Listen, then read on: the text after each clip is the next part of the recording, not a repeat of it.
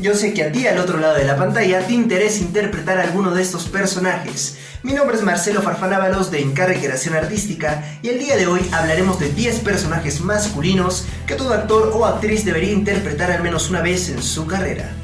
Este video llega gracias a Tica Erici, empresa que presta servicios de asesoría y consultoría a instituciones educativas y a empresas de alimentos y bebidas. Te dejo su contacto en la descripción. Número 1. Edipo, de la obra homónima de Sófocles, escrita el año 429 a.C.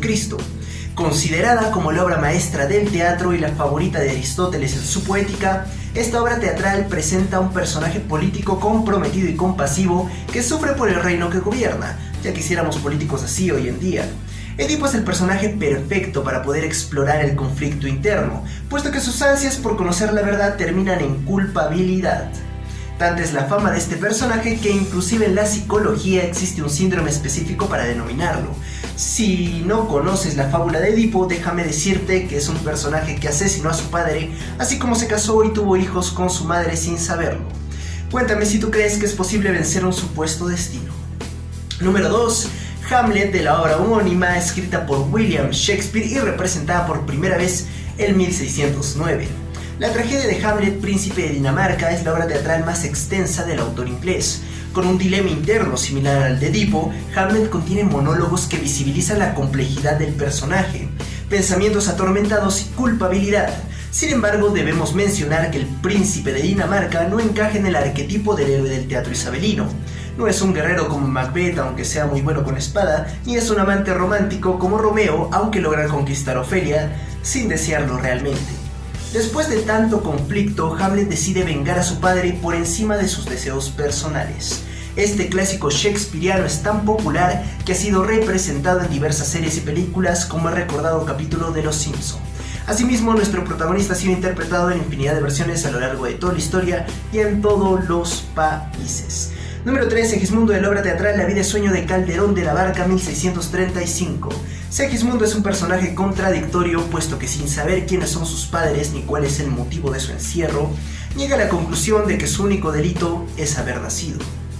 Ante tanta complejidad interpretativa debemos sumarle los hermosos soliloquios de Segismundo, considerados como los más bellos del siglo de oro español. Por otro lado, Segismundo evidencia los cuestionamientos filosóficos de la época. ¿Existe un futuro escrito para cada uno de nosotros?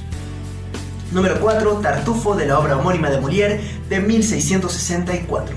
A diferencia de los personajes anteriores, la obra teatral Tartufo o El Impostor, escrita por Jean-Baptiste Poquelin, más conocido como Molière, presenta un personaje cómico, quien logró incluir la definición en la Real Academia de la Lengua Española. El personaje de Tartufo es un hipócrita que ataca a los devotos influyentes de la sociedad francesa, los cuales muchas veces aprovechaban su posición de poder. La complejidad de interpretar a Tartufo radica en su proximidad con la caricatura. Hablamos de un personaje más parecido a un bufón que a una persona. Asimismo, Molière define con tanta precisión a Tartufo que todos utilizamos la palabra sin saber de dónde proviene. Antes de la publicación de la obra, Tartufo era la palabra utilizada para definir a los hongos denominados trufas. Número 5. Ahora vamos a dejar a los personajes tanto del teatro clásico como del teatro isabelino y del teatro del siglo de oro español para enfocarnos en personajes un poco más contemporáneos. Número 5. Hablamos de Mefistófeles, de la obra teatral Fausto, escrita por Goethe y publicada en 2 partes en 1808 y 1832. Así como el Joker de Heath Ledger le robó el protagonismo al Batman de Christian Bale, el diablo denominado Mefistófeles de Goethe le roba el spotlight al protagonista de la obra, siendo una de las obras teatrales más reconocidas de la historia y lamentablemente concebida mayormente como literatura. Fausto le vende su alma al mismísimo demonio.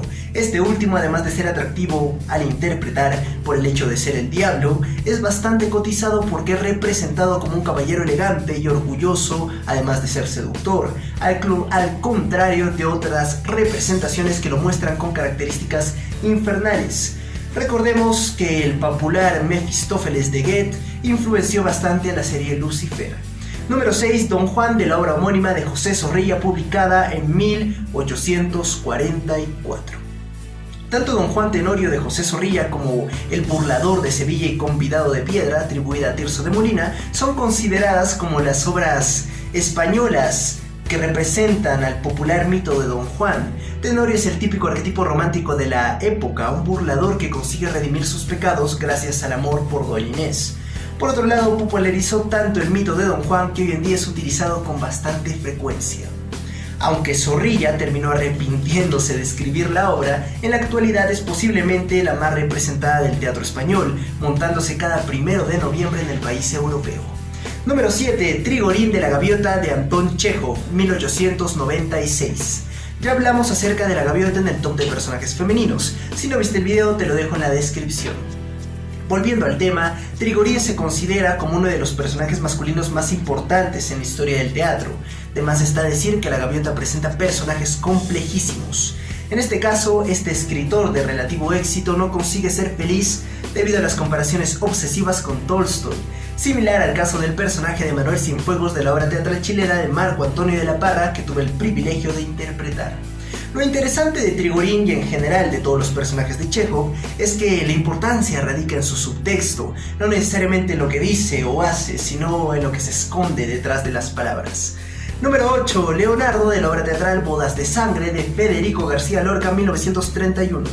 Yo sé que a ti el título de esta obra te recuerda a la popular Boda Roja de Game of Thrones. Leonardo probablemente no sea un Robb Stark en su totalidad, pero es por él que las bodas terminan de manera trágica. Inocente y apasionado, Leonardo queda profundamente enamorado de una mujer que no le conviene. Sí, exactamente igual a Robb Stark. Por otro lado, debemos resaltar que Leonardo es el único personaje de esta obra que tiene nombre propio.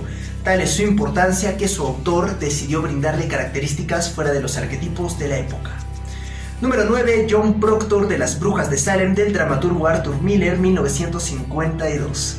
Este número fue muy difícil de elegir, puesto que en la obra de Arthur Miller también encontramos otras joyas como Willy Loman de la obra teatral Muerte de un viajante. No obstante, me incliné por John Proctor al ser la adaptación de un personaje biográfico acusado de brujería por su amante Abigail, que en la vida real tenía tan solo 12 años. Miller, por cuestiones ficcionales, le suma la edad. Proctor es un personaje recto, de principios e ideales sólidos, que explora la culpa y la impotencia de saber que la acusación es simplemente una venganza personal. Tal vez en la vida real no haya sido así, sino en defensa del abuso sexual. No me creo en su totalidad la historia de amor y venganza de un amante de 12 años con un hombre muchos años mayor. Volviendo al tema, los jueces lo presionan para confesar sus habilidades sobrenaturales, pero John decide morir ahorcado salvaguardando su supuesto honor. La obra ganó el premio Tony en 1953 al ser una alegoría de la fiebre persecutoria y represión del macartismo de los años 50, debido a la Guerra Fría. Por otro lado, el objetivo de Miller era mostrar uno de los episodios más extraños, injustos y horribles de la historia de la humanidad, logrando así una historia bien documentada de la cacería de brujas en la aldea de religiosos protestantes provenientes del centro de Europa, denominada y conocida como Salem. Número 10. Richard Roma de la obra Glengarry Glen Ross del cineasta y dramaturgo David Mamet de 1984. Esta obra teatral ganó el premio Pulitzer del 84, asimismo en 1992 fue llevada al cine por James Foley con Al Pacino en el rol protagonista. Tal vez sea Richard Roma el personaje menos conocido de esta lista, pero sin duda es un personaje digno de interpretar. Roma es un agente inmobiliario totalmente maquiavélico que prioriza los negocios ante la ética y moral, viendo los éxitos comerciales como muestra de hombría, visibilizando así una masculinidad tóxica. Sin embargo, Richard nos da a entender que muy en el fondo le queda una pizca de sentimentalismo. El personaje ha sido interpretado por leyendas como Jack Shepherd en el Reino Unido, quien ganó el premio Laurence Olivier al mejor actor, así como Al Pacino, quien fue nominado al Globo de Oro, y Joe Mantegna, quien ganó el premio Tony en los Estados Unidos. Estos fueron 10 personajes masculinos que todo actor o actriz debería interpretar por lo menos una vez en su carrera. Si te gustó el video, no olvides de darle like y una compartida. Muchísimas gracias por verlo, tu Pananchiscama.